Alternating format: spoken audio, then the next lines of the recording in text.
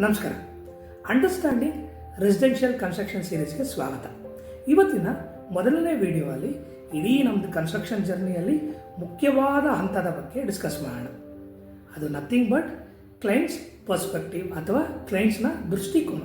As A client ನಾನು ಮನೆ ಕಟ್ತಾ ಇದ್ದರೆ ನಾನು ಯಾವ ಥರ ಯೋಚನೆಗಳು ಇಟ್ಕೊಂಡಿದ್ದೀನಿ ಅನ್ನೋದು ತುಂಬಾ ಇಂಪಾರ್ಟೆಂಟ್. ಇದು ಈಸಿಲಿ ಅರ್ಥ ಆಗಲಿ ಅನ್ನೋದಕ್ಕೋಸ್ಕರ 5 ಪಾಯಿಂಟ್ ಆಗಿ ಡಿವೈಡ್ ಮಾಡಿದ್ದೀವಿ.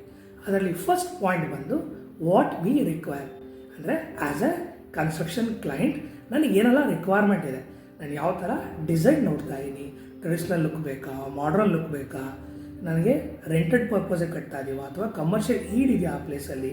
ಸೊ ರೆಂಟೆಡ್ ಆಗಿ ನಾನು ಮನೆ ಕಟ್ಟಿದಾಗ ನನಗೆ ROI ಅಂದರೆ ರಿಟರ್ನ್ಸ್ ಆಫ್ ಇನ್ವೆಸ್ಟ್ಮೆಂಟ್ ಸಿಗುತ್ತಾ, ಡ್ಯೂಪ್ಲೆಕ್ಸ್ ನೋಡ್ತಾ ಇಲ್ಲ, ಎಷ್ಟು ಬೆಡ್ರೂಮ್ ಬೇಕಾಗುತ್ತೆ, ಟಾಯ್ಲೆಟ್ ಸೈಜ್ ಯಾವ ಥರ ನನಗೆ ಡಿಸೈನ್ ಬೇಕು, ಈ ಥರ ಎಲ್ಲ ನಮ್ಮ ತಲೆಯಲ್ಲಿ ಏನೆಲ್ಲ ಯೋಚನೆಗಳಿದೆಯೋ ಇದನ್ನೆಲ್ಲ ಲಿಸ್ಟ್ ಡೌನ್ ಮಾಡೋದು ತುಂಬಾ ಇಂಪಾರ್ಟೆಂಟ್ಸ್. ಇನ್ಕ್ಲೂಡಿಂಗ್ ಎಷ್ಟು ಬೆಡ್ರೂಮ್ ಬೇಕಾಗುತ್ತೆ, ಹೋಮ್ ಥಿಯೇಟರ್ ಬೇಕಾ, ಯಾವ ಥರ ಇಂಟೀರಿಯರ್ಸ್ ನೋಡ್ತಾ ಇಲ್ಲ, ಈ ಫೈನ್ ಟ್ಯೂನಿಂಗ್ ಈ ಸ್ಟೇಜಲ್ಲಿ ತುಂಬಾ ಇಂಪಾರ್ಟೆಂಟ್. ಒನ್ಸ್ ಇದೆಲ್ಲ ನಾವು ಲಿಸ್ಟ್ ಡೌನ್ ಮಾಡಿದ್ಮೇಲೆ ಸೆಕೆಂಡ್ ಪಾಯಿಂಟ್ ಬಂದು ಬಜೆಟಿಂಗ್ ಮತ್ತು ಫೈನಾನ್ಸಿಂಗ್. ಸೊ ಇಲ್ಲಿ ತುಂಬಾ ನಾಜೂಕಾಗಿ ಅನಾಲಿಸಿಸ್ ಮಾಡಬೇಕಾಗತ್ತೆ.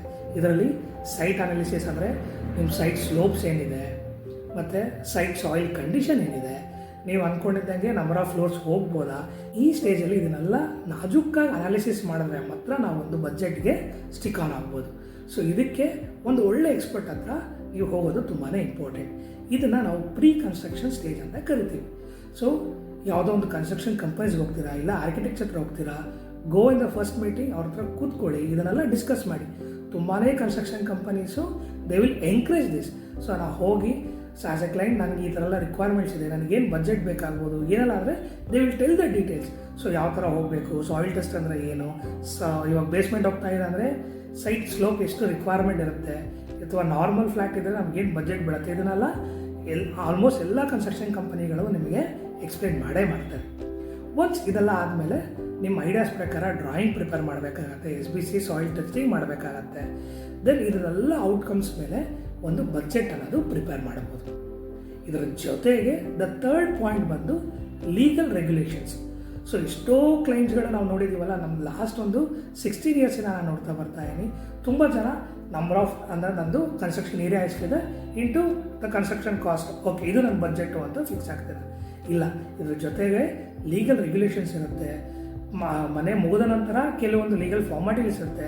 ಫಾರ್ ಎಕ್ಸಾಂಪಲ್ ಸ್ಯಾಂಕ್ಷನ್ ಪ್ಲಾನ್ ಆಗಲಿ, ಬೋರ್ವೆಲ್ ಕಾಸ್ಟ್ ಆಗಲಿ, ಅದಕ್ಕೆ ರಿಕ್ವೈರ್ ಆಗಿರೋಂಥ ಪರ್ಮಿಷನ್ಸು, ಬೆಸ್ಕಾಮು BWSSBಯ temporary connections, permanent connections.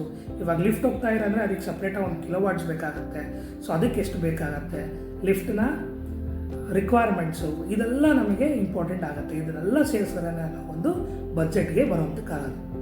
Plus ಇದರ ಜೊತೆಗೆ ನೀವೇನು ಫೈನಾನ್ಸ್ನ ಹೆಂಗೆ ರಿಸೋರ್ಸ್ ಮಾಡ್ತಾ ಇರೋ, ಅದರ್ ಬ್ಯಾಂಕ್ ಲೋನ್ ಹೋಗ್ತಾ ಇದೀವಾ.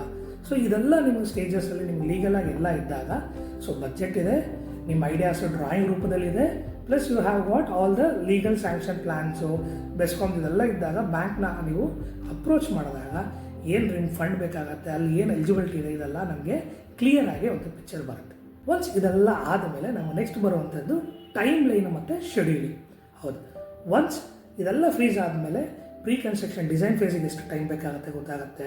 ಕನ್ಸ್ಟ್ರಕ್ಷನ್ ಪ್ಲಿಂತ್ ಲೆವೆಲಿಗೆ ಏನು ಬರಬೇಕು, ರೂಫ್ ಟೈಮಿಗೆ ಎಷ್ಟು ಬೇಕು, ರೂಫ್ ಲೆವೆಲಿಗೆ ಎಷ್ಟು ಟೈಮ್ ಬೇಕಾಗುತ್ತೆ, ದೆನ್ ಯಾವ ಟೈಮಲ್ಲಿ ನೀವು ಮೆಟೀರಿಯಲ್ ಸೆಲೆಕ್ಷನ್ಗೆ ಹೋಗಬೇಕಾಗತ್ತೆ, ಅದಕ್ಕೆ ಅಂತ ನಾವು ಯಾವಾಗ ಫಂಡನ್ನು ಮೀಸಲಿಡಬೇಕು, ಈ ಎಲ್ಲನೂ ನೀವು ಈ ಸ್ಟೇಜಲ್ಲಿ ತಿಳ್ಕೊಳ್ಳೋದು ತುಂಬಾ ಇಂಪಾರ್ಟೆಂಟ್. ಒನ್ಸ್ ಈ ಸ್ಟೇಜ್ನ ತರೋವಾಗ ಅರ್ಥ ಆದಾಗ ನಮಗೆ ಫಂಡ್ ಯಾವಾಗ ಬೇಕಾಗತ್ತೆ, ಸೊ ಅದಕ್ಕಾದಂಥ ನಾವು ಅಲಾಟ್ಮೆಂಟ್ ಹೆಂಗೆ ಮಾಡಬೇಕು, ಬ್ಯಾಂಕ್ ಲೋನ್ ಆ ಟೈಮಲ್ಲಿ ರಿಲೀಸ್ ಆಗುತ್ತಾ ಇಲ್ವಾ, ಈ ಎಲ್ಲ ಫಾರ್ಮಾಲಿಟೀಸು ನಿಮಗೆ ಈಸಿಯಾಗಿ ತಿಳುವಳಿಕೆಗೆ ಬರುತ್ತೆ. ನೆಕ್ಸ್ಟ್ ಬಂದು maintenance part. Not only construction ನಾವು ಯೋಚನೆ ಮಾಡಿದ್ವಿ, ಲೀಗಲ್ ಫಾರ್ಮಾಲಿಟೀಸ್ ಯೋಚನೆ ಮಾಡಿದ್ವಿ, ಇಂಟೀರಿಯರ್ಸ್ ಯೋಚನೆ ಮಾಡಿದ್ವಿ, ಎಲ್ಲ ಓಕೆ.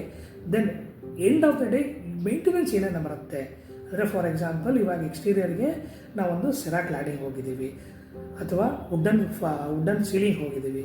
ಇದಕ್ಕೆಲ್ಲ ನಾವು ಯಾವಾಗ ಪಾಲಿಷ್ ಮಾಡಬೇಕು, ಯಾವಾಗ ಪೇಂಟ್ ಮಾಡಬೇಕು, ಅಷ್ಟು ಫ್ರೀಕ್ವೆಂಟಾಗಿ ನಮ್ಮ ಕೈಯಲ್ಲಿ ಆಗುತ್ತಾ, ಅದಕ್ಕೆ ತಕ್ಕಂತೆ ಮೆಟೀರಿಯಲ್ನ ಯೋಚನೆ ಮಾಡ್ಬೋದು. ಬೇರೆ ಮೆಟೀರಿಯಲ್ ಆಲ್ಟರ್ನೇಟಿವ್ ಯೋಚನೆ ಮಾಡ್ತೀರಾ, ಇದು ನಮ್ಮ ಕೈಯಲ್ಲಿ ಮೇಂಟೈನ್ ಮಾಡೋಕ್ಕಾಗತ್ತಾ. ಪ್ಲಸ್ ಗ್ಲಾಸ್ಗಳು ಹೋಗಿರ್ತೀವಿ. ಸೊ ಫುಲ್ ಲೆಂತ್ ಗ್ಲಾಸ್ಗಳು ಹೋದಾಗ ಇದರ ಹೀಟ್ ಏನು ಬರುತ್ತೆ, ಅಡ್ವಾಂಟೇಜಸ್ ಡಿಸ್ಅಡ್ವಾಂಟೇಜ್ ಪ್ರತಿಯೊಂದು ಮೆಟೀರಿಯಲ್ಸ್ದು ತಿಳ್ಕೊಳ್ಳೋದು ತುಂಬಾ ಇಂಪಾರ್ಟೆಂಟ್. ಒಂದು aesthetic point of view plus maintenance point of view ಅಲ್ಲಿ. ದೆನ್ ಲಿಫ್ಟ್ ಇದ್ದಾಗ ಲಿಫ್ಟ್ ಮೇಂಟೆನೆನ್ಸ್ ಏನೇನು ಬರುತ್ತೆ, ಸೊ ಎಷ್ಟು ಫ್ರೀಕ್ವೆಂಟಾಗಿ ನಾನು ಮೇಂಟೈನ್ ಮಾಡಬೇಕು, ನನ್ನ ಕೈಲಿ ಇದು ಓಕೆನಾ. ಸೊ ಇದೆಲ್ಲ ಪಾಯಿಂಟ್ಸ್ ನಾವು ಇಲ್ಲಿ ಯೋಚನೆ ಮಾಡೋದು ತುಂಬಾ ಇಂಪಾರ್ಟೆಂಟ್. ಒನ್ಸ್ ಈ ಎಲ್ಲ 5 ಪಾಯಿಂಟ್ಸ್ ಬಗ್ಗೆ ನೀವು ಕಂಪ್ಲೀಟಾಗಿ ತರೋ ಆದಮೇಲೆ ಕನ್ಸ್ಟ್ರಕ್ಷನ್ ಸ್ಟಾರ್ಟ್ ಮಾಡೋದು ತುಂಬಾ ಇಂಪಾರ್ಟೆಂಟ್. ಈ ಎಲ್ಲ 5 ಪಾಯಿಂಟ್ಸ್ನ ನಾವು ಆ್ಯಸ್ ಎ ಕ್ಲೈಂಟ್ ನಾವೊಂದು ಕುಲಂಕುಷವಾಗಿ ಕೂತ್ಕೊಂಡು ಡಿಸ್ಕಸ್ ಮಾಡಿ ಎಲ್ಲ ನಿಮಗೆ ಓಕೆ ಸ್ಯಾಟಿಸ್ಫೈ ಆದಾಗ ಕನ್ಸ್ಟ್ರಕ್ಷನ್ ಪ್ರೊಸೀಡ್ ಆಗೋದು ತುಂಬಾ important. So that construction start ಆದಮೇಲೆ ಯಾವುದೇ ಥರದ ಅಡಚಣೆಗಳಿರಲ್ಲ, ಬೇಗ ಪ್ರಾಜೆಕ್ಟ್ಸು ಮುಗಿಯುತ್ತೆ. ಹೋಪ್ ಈ ವಿಡಿಯೋನ ನಿಮಗೆ ಕೆಲವೊಂದು ಇಂಪಾರ್ಟೆಂಟ್ ಮಾಹಿತಿಗಳು ಸಿಕ್ತು ಅಂದ್ಕೊಳ್ತೀವಿ. Thanks for watching. Stay tune, stay updated. Team Cyber Homes wishes you enjoyable construction journey.